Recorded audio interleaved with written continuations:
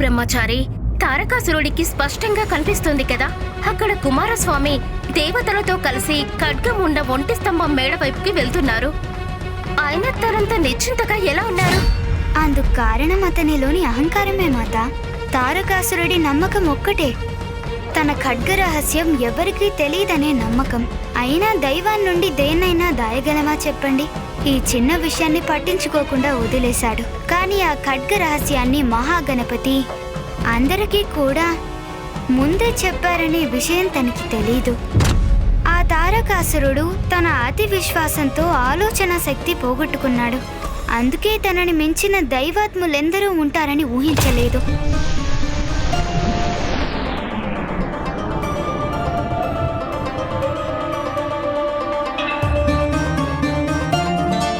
తారకాసురుడి పరగర్వమే తన మాయతో మనల్ని భ్రమలో పడేసి గెలిచాననుకుంటున్నాడు. కుమారస్వామి తన మాయలన్నింటినీ ఛేదించగలిగారు. వాయుదేవ, మనం కొన్ని ఆటంకాలనే అధిగమించి ఉండవచ్చు, కానీ ప్రమాదాలు ఇంకా వెంటాడుతూనే ఉంటాయి. కనుక మనం మన లక్ష్యాన్ని చేరుకునేంత వరకు జాగ్రత్త వహించక తప్పదు. అప్పుడు కానీ మనకు విజయం సాధించదు. మనందరి లక్ష్యం అంటే ఆ ఖడ్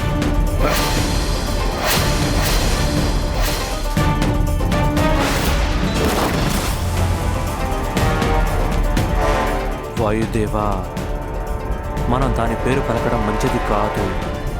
గుర్తుంచుకోండి, ఇక్కడి నుంచి మనం దానిని రాసే కలవని వ్యవహరించాలి. పదండి, మనం ముందుకు వెళ్ళడం మంచిది. ఆగండి సేనాపతి కార్తికేయ, నాకెందుకో గాని ఇక్కడేదో అనూహ్యమైన ప్రమాదం పొంచి ఉన్నట్లు అనిపిస్తోంది. నా ఉద్దేశం ప్రకారం మనం ఇక్కడ నుండి వెంటనే వెళ్ళిపోవడం మంచిదనిపిస్తోంది. దేవేంద్ర, నేను ప్రమాదాలకు భయపడి నిరుత్సాహంతో వెనుదిరిగి వెళ్ళడానికి రాలేదు. నా మీద నమ్మకం ఉంచండి. ముందుకు వెళదాం రండి.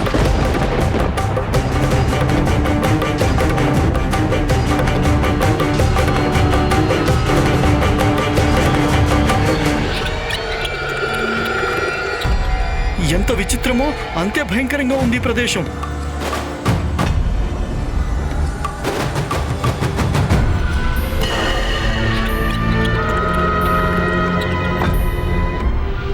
నేను వెనుక వెళ్ళడం ఏమాత్రం మంచిది కాదు.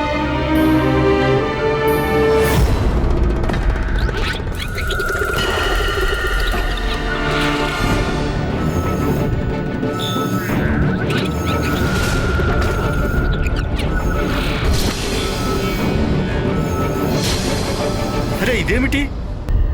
ఇప్పుడేగా ఈ చెట్టును దాటి ముందుకొచ్చాను.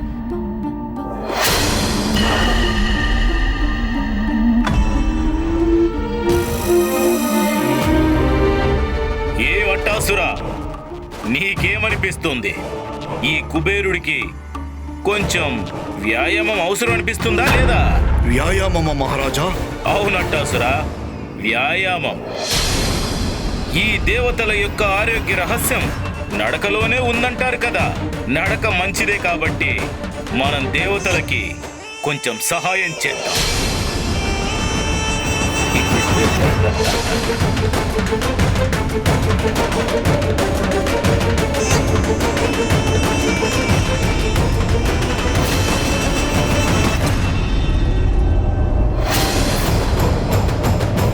ఇదేమిటి? ఏం జరుగుతుంది ఇక్కడ? ఇక్కడ భూమి వెనక్కిలా వెళ్తుంది, వెనక్కిలా వెళ్తుంది. దేవేంద్ర వారు, వాయుదేవా, కుమారస్వామి,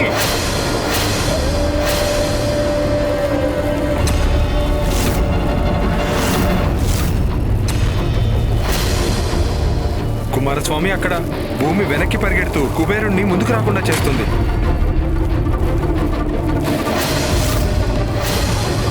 ఇంత వేగంగా నన్ను ఎలా పరిగెత్తమంటారు చెప్పండి? కుబేరదేవ, మీరు అక్కడ స్థిరంగా ఉండండి, నేను వచ్చి మిమ్మల్ని లాగుతాను.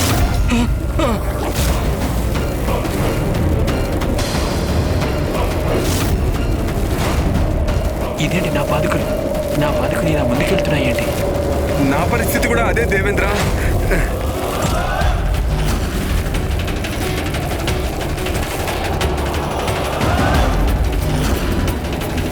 దేవతల కింద ఉన్నటువంటి భూమి కుబేరుడి కింద ఉన్న భూమికి వ్యతిరేక దిశలో పరిగెడుతుంది.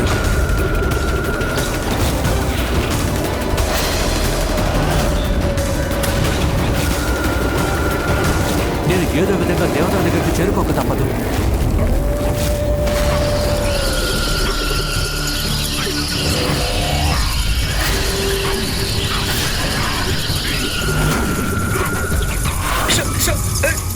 ఏంటి ఇక్కడికి వస్తారు? వెళ్ళండి వెళ్ళండి. భూమి వేగం పెరిగిపోతుంది. నేను భూమిపై నిలబడలేకపోతున్నాను. కింద నేల, పైన గబ్బిలాలు, తప్పించుకోవడం ఎలా? వెళ్ళండి, హే, వెళ్ళండి.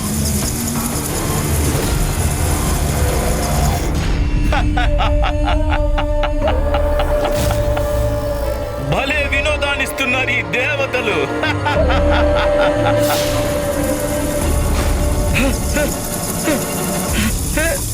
మీరే మమ్మల్ని కాపాడాలి కుమారస్వామి, ఎందుకంటే ఈ వేగాన్ని మేము కొనసాగించలేం.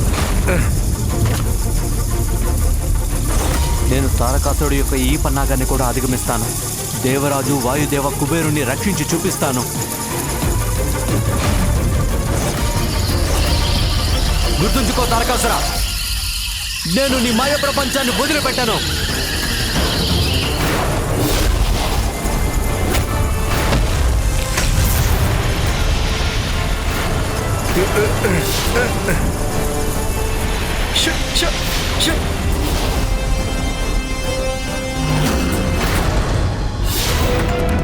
అసంభవం. మహారాజా, చూశారుగా అసాధ్యాలన్నీ సుసాధ్యాలుగా మార్చేస్తున్నాడు ఈ కుమారస్వామి.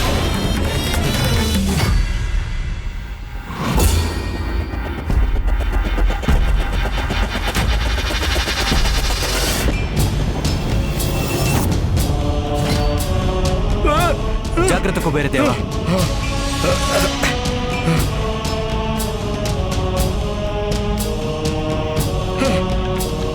తమరికి శతకోటి కృతజ్ఞతలు. మరింతసేపు పరిగెడితే నేను కింద పడిపోతానుగా.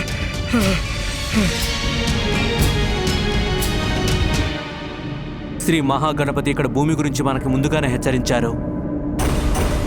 అది మన మార్గంలో ముప్పు తిప్పలు పెడుతుంది అని. కుమారస్వామి, ఇక్కడ అడుగడుగున ఆపదలున్నాయి.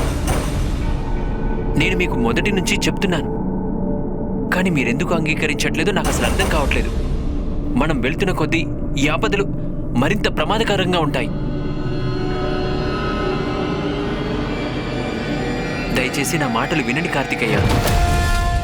నేను దేవేంద్రుడిని. నాకు రాబోయే ప్రమాదాల గురించి ముందుగానే తెలిసిపోతుంది. అలాగంటే ఎలా దేవరాజా?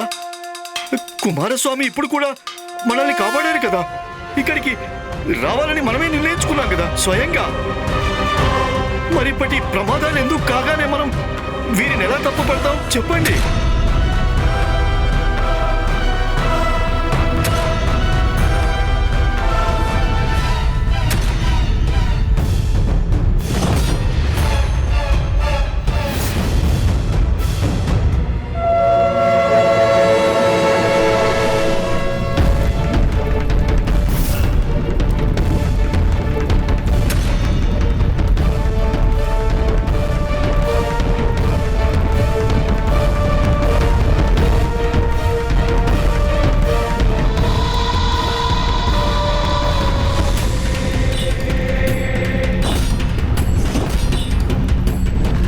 మనం వచ్చేసాం.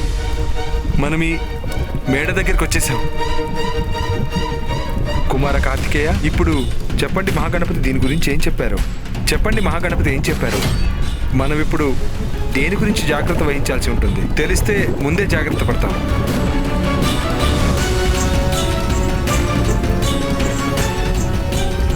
ఇక్కడికి రాబోయే ప్రతి ప్రమాదం గురించి మనకి చెప్పలేదు. అందువల్ల ఇక్కడ ఏం జరిగినా సరే దానికి పరిష్కారం మనమే మన తెలివితేటలతో కనిపెట్టాల్సి ఉంటుంది.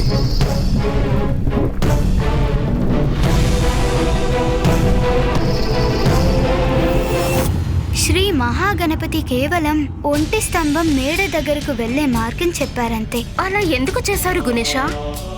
శ్రద్ధ భావంతో కుమార కార్తికేయుడు, దేవేంద్రుడు, వాయుదేవుడు ఎంతవరకైతే విన్నారో అంతవరకు మాత్రమే శ్రీ మహాగణపతి గారు చెప్పారు.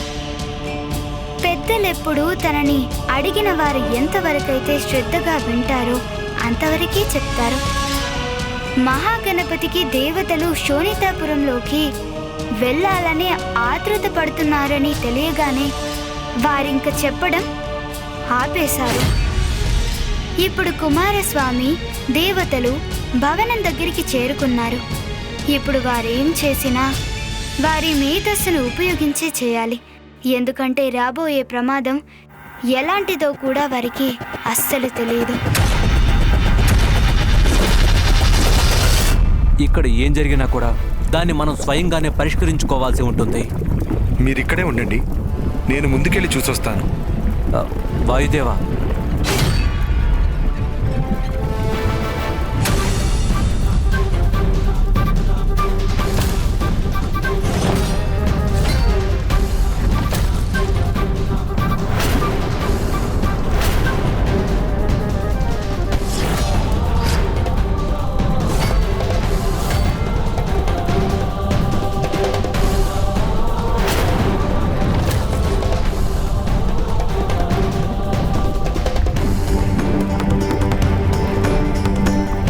నేను అత్యున్నత స్థాయిని చేరుకున్నాను. మేఘాల కంటే ఎత్తులో ఉన్నాను.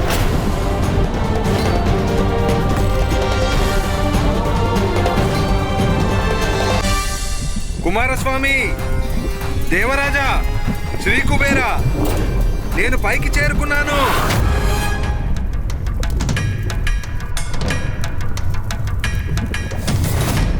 ముందుకెళ్లే దారి నాకు కూడా తెలియదు. వాయుదేవుడు మెట్లెక్కి పైకి వెళ్ళారు కదా, మరి ఆయన గొంతు కింద వైపు నుంచి ఎందుకు వినిపిస్తుంది? అసలు ఇదిలా సాధ్యం?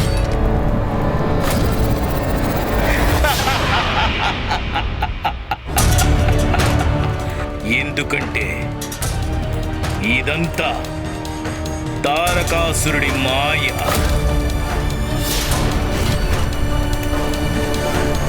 నా మాట వినిపిస్తోందా? నేను పైకి చేరుకున్నాను, మీరు కూడా రండి.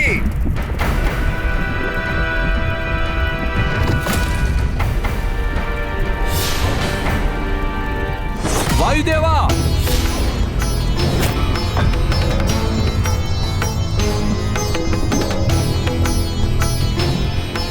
ఇదెలా సాధ్యం? నేను మెట్లెక్కి పైకి వచ్చాను, కానీ ఇప్పుడు కిందకి ఎలా వచ్చాను? వాయుదేవా, తమరికి అక్కడి నుంచి కిందకు వెళ్లే మెట్లు కనిపిస్తున్నాయా? అవును కుమారస్వామి, కనిపిస్తున్నాయి. వాయుదేవుడు మెట్లెక్కి పైకి వెళ్ళారు, కానీ కింద ఎలా ఉన్నారు ఇప్పుడు?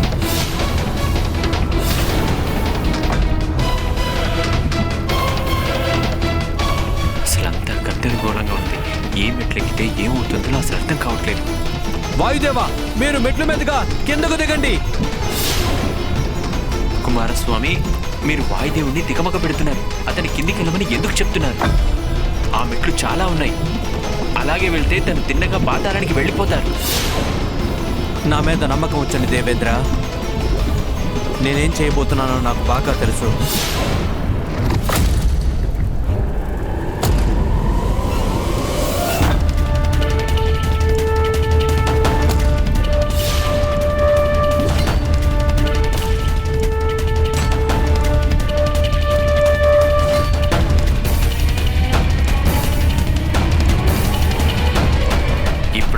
దేవసేనాపతి, మీకు సర్వసైన్యాధ్యక్ష పదవి చాలా చిన్న వయసులో రావడం వల్ల, అలాగే మీకు తగినంత అనుభవం లేకపోవడం వల్ల ఇలా చేస్తున్నాను. కానీ నేను దేవతలకే రాజు. నేను మీకు చెప్పాను, నాకు అపారమైన అనుభవం ఉంది అని. అందుకే చెప్పక తప్పడం లేదు. అనుభవం లేమితో ఆపత్కాలంలో మీరు సరైన నిర్ణయాలు తీసుకోలేకపోతున్నారు.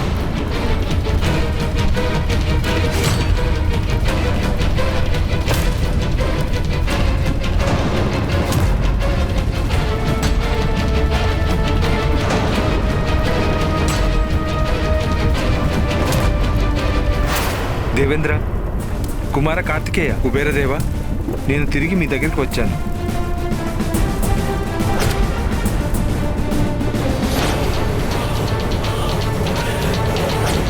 విద్య వ్యతిరేక దృష్టి కర్ణ మంత్రం కూడా ఛేదించడి ఉడతడు.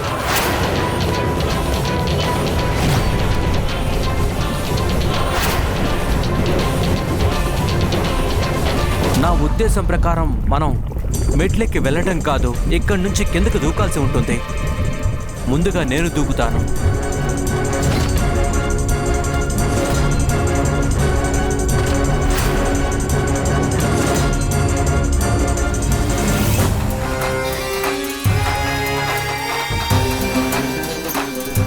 మీరంతా కూడా నా వెనకాలే రండి దేవేంద్ర.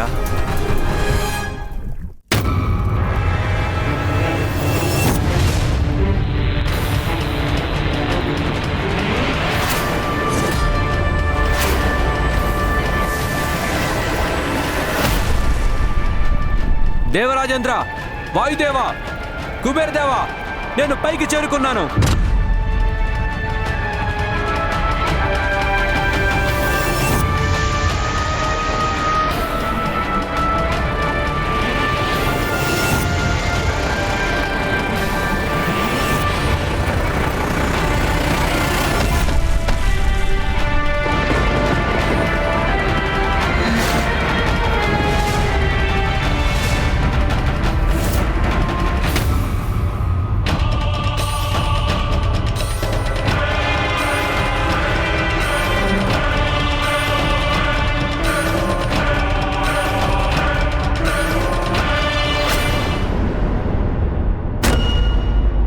అంటే ఈ ఒంటి స్తంభం మేడలో ఉండే గది నుంచి కాంతి పుంజాలు ప్రకాశిస్తూ ఉన్నాయి. అంటే ఆ లేఖని కూడా ఇక్కడే ఉంచి ఉంటారు. అంటే మీ ఉద్దేశం ప్రకారం మనం మన లేఖిని చేరుకోవడానికి మనం అంతెత్తుకు చేరుకోవాల్సి ఉంటుందనేగా? అవును కుబేరదేవా.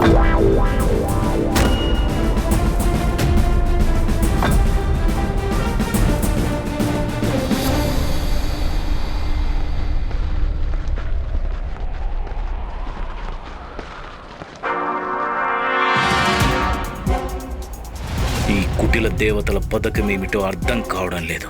నేను ఊహించిందేదో చేసేటట్లే కనిపిస్తున్నారా, లేక నిజంగానే దారి తప్పి తిరుగుతున్నారా?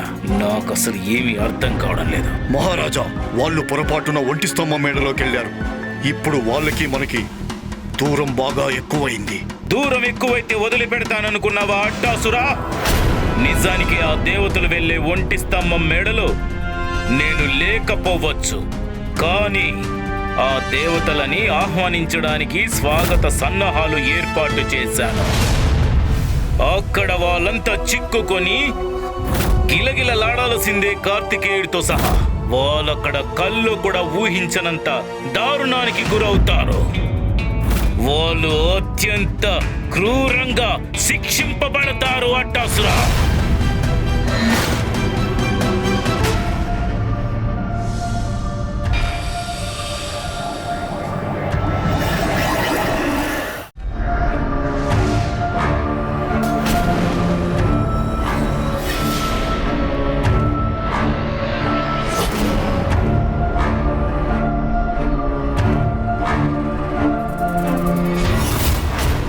ముందుంది ముసళ్ళ పండగ.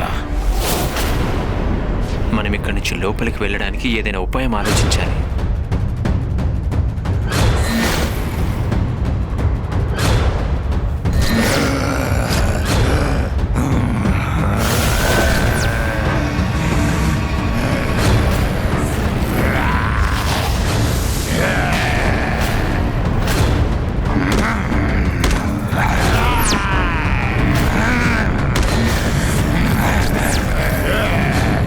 దేవతలారా, అందరం కలిసే ఉండాలి.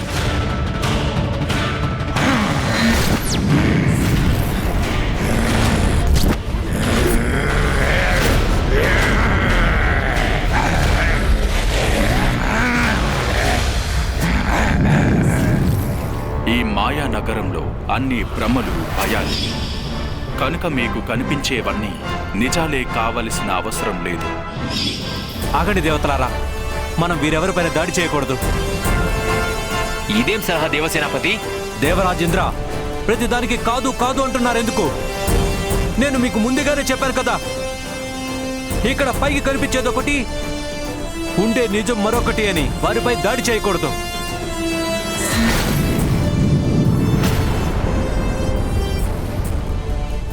ఇదే నా ఆదేశం.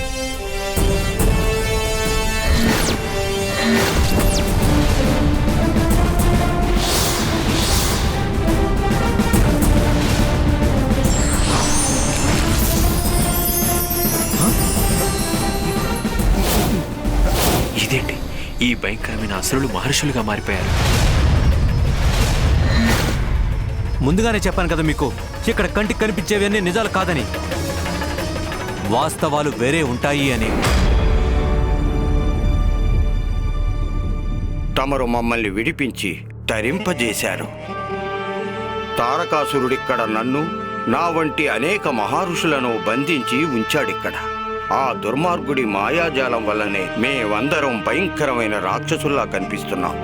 అయినా మీరందరూ ఎందుకిక్కడికొచ్చారు? మహర్షి, మేమంతా ఆ ఖడ్గాని వెతకడానికి ఇక్కడికి వచ్చాం. అందులోనే తారకాసురుడి ప్రాణాలు భద్రంగా దాచారు.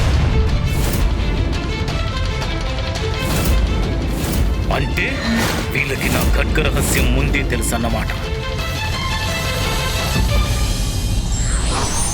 ఏ వీరుడికైనా సహనం, సాహసాలకు మించిన బలం లేదు.